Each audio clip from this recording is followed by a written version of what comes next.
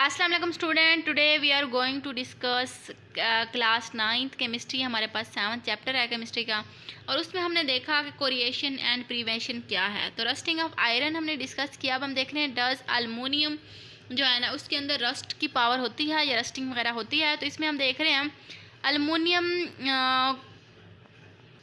कोरोड्स but it does not rust, ये rust नहीं होती।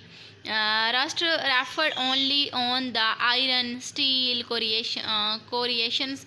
वो कहते हैं रस्टिंग की जो पावर है या उसका जो रिएक्शन है वो किस में होता है, वो होता है जस्ट आयरन में, लोहे में और स्टील में, इन चीज़ों में होता है। A very hard material aluminium oxide protect the aluminium for the further corrosion. वो कहते हैं एक हार्ड मटेरियल होता है अल्मोनियम ऑक्साइड का, जो कि प्रोटेक्ट करता है, किसको, मुहाफिज बनता है, तहफ़्फ़ुज़ देता है अल्मोनियम को।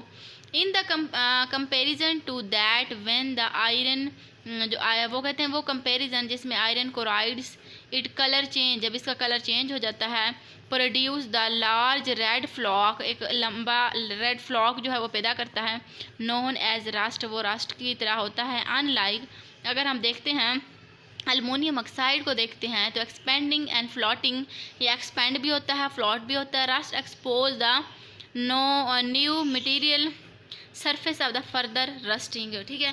फर्दर रस्टिंग में आगे क्या कहते हैं, आगे कहते हैं prevention of the कोरिएशन,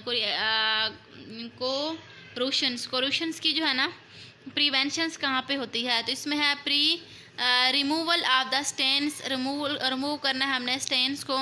the reason of the stain is an iron rod, iron की जो एक लंबी धात रोड है, act on the site for corrosions की तरह एक्ट करती है। इफ़ द सरफेस, अगर जो सतह है आयरन की, इज़ प्रॉपरली क्लीन, अगर आयरन की सफ़ा बिल्कुल क्लीन हो, साफ़ सुथरी हो, तो वो कहते हैं स्टेन्स आर रिमूव, तो फिर स्टेन जो है उसमें रिमूव हो जाते हैं। इट वुड प्रिवेंट रस्टिंग, इसको क्या कहेंगे, इस तरह से वो रस्टिंग जो है उस पर प्रिवेंट हो जाएगी।